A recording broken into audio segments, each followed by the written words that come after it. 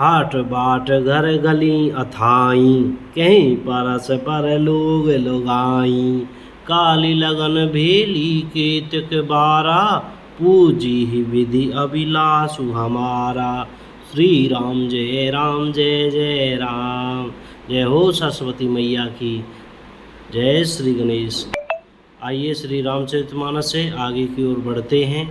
बाजार, रास्ते, घर, गली और चबूतरों पर जहाँ तहाँ पुरुष और स्त्री आपस में यही कहते हैं कि कल वह शुभ लगन मुहूर्त कितने समय है जब विधाता हमारी अभिलाषा पूरी करेंगे।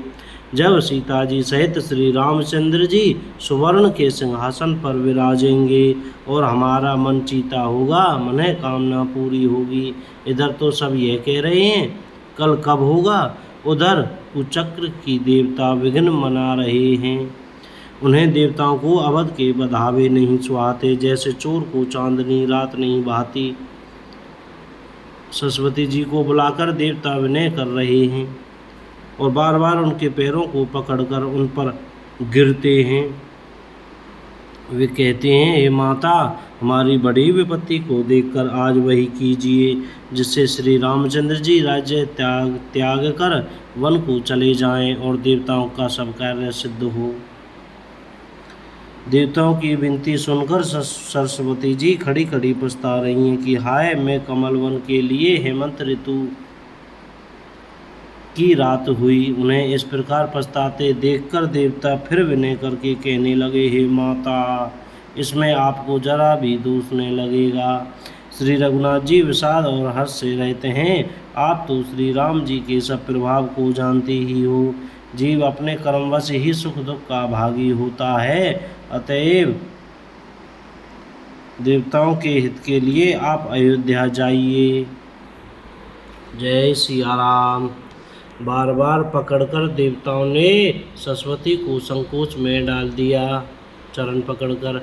तब वह यह विचार कर चली कि देवताओं की बुद्धि ऊंची है, इनका निवास तो ऊंचा है, पर इनकी करनी नीची है। ये दूसरे का ऐश्वर्य नहीं देख सकते, परंतु आगे के काम का विचार करके श्री राम जी के वन जाने से राक्षसों का वध होगा, जिससे सारा जगत सुखी हो जाएगा। चतुर कवि श्री राम जी के वनवास के चरित्रों का वर्णन करने के लिए मेरी चाह कामना करेंगे। ऐसा विचार कर सरस्वती हृदय में हर्षित होकर सरस्वती दशरथ जी की पूरी अयोध्या में आई, मानो दुसह दुख देने वाली कोई ग्रह दशा आई हो।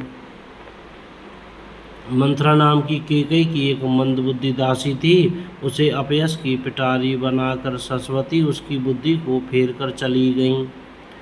मंथरा ने देखा कि नगर सजाया हुआ है, सुंदर मंगल में बधावे बज रहे हैं। उसमें लोगों से पूछा कि कैसा उत्सव है। उनसे श्री रामचंद्र जी के राज तिलक की बात सुनते ही उसका हृदय जल उठा। वह दुर्बुद्धि नीच जाति वाली दासी विचार करने लगी कि किस प्रकार से यह काम रात ही रात में बिगड़ जाए। जैसे कोई कुटिल भीलनी शहद का छत्ता लगा देखकर घात लगाती है, इसको किस तरह से उखाड़ लूं। वह उदास होकर भरत जी की माता केकई के पास गई। रानी केकई ने हंसकर कहा, तू उदास क्यों है मंत्रा? कुछ उत्तर नहीं देती, केवल लंबी सांसें ले रही है और त्रियाचरित करके आंसू ढरका रही है।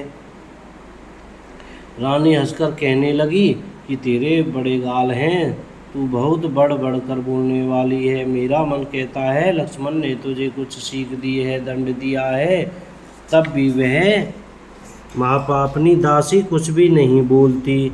ऐसी लंबी सांस छोड़ रही है मानो काली नागिन फुफकार रही हो। तब रानी ने डरकर कहा, अरे कहती क्यों नहीं? श्री रामचंद्र जी, राजा लक्ष्मण, भरत और शत्रुघ्न कुशल से तो हैं। यह सुनकर कुबरी मंथरा के हृदय में बड़ी ही पीड़ा हुई। वह कहने लगी, हे माई, हमें कोई क्यों सीख देगा और मैं किसका बल पाकर गाल करूँगी, बढ़ बढ़ कर बोलूँगी।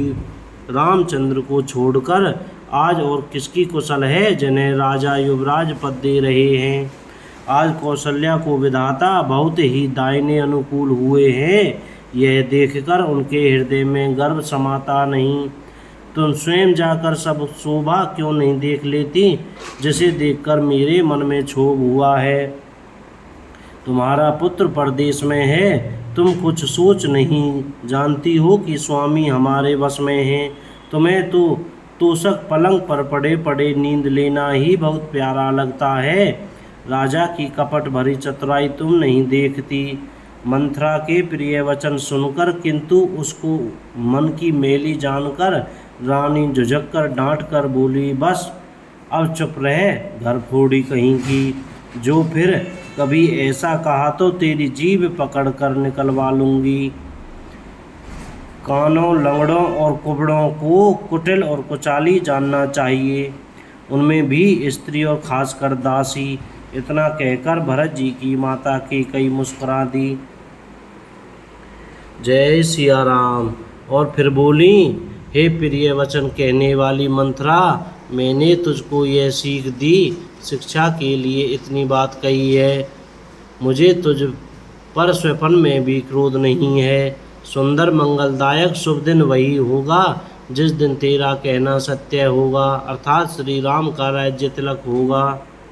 बड़ा भाई स्वामी और छोटा भाई सेवक होता है, यह सूर्यवंश की सुहावनी रीति ही है। यदि सचमुच कल ही श्री राम का तिलक है तो हे सखी, तेरे मन को अच्छी लगे वही वस्तु मांग ले, मैं दूंगी। राम को सहज स्वभाव से सब माताएं कौशल्या के समान ही प्यारी हैं। मुझ पर तो वे विशेष प्रेम करते हैं। मैंने उनकी प्रीति की परीक्षा करके देख ली है। जो विधाता कृपा करके जन्म दें, यह भी दें कि श्री रामचंद्र जी पुत्र और सीता बहू हों। श्री राम मुझे प्राणों से भी अधिक प्रिय हैं। उनके तिलक की बात सुनकर तुझे क्षोभ कैसा। तुझे भरत की सौगंध है, छल कपट छोड़कर सच सच कहे, तू हर्ष के समय विषाद कर रही है, मुझे इसका कारण सुना।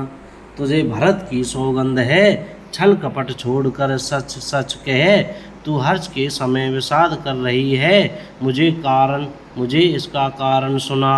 मंथरा ने कहा, सारी आशाएं तो एक ही बार में कहने में पूरी हो गईं, अब तो दूसरी जीभ लगाकर कुछ कहूँगी। मेरा अभागा कपाल तो फोड़ने ही योग्य है।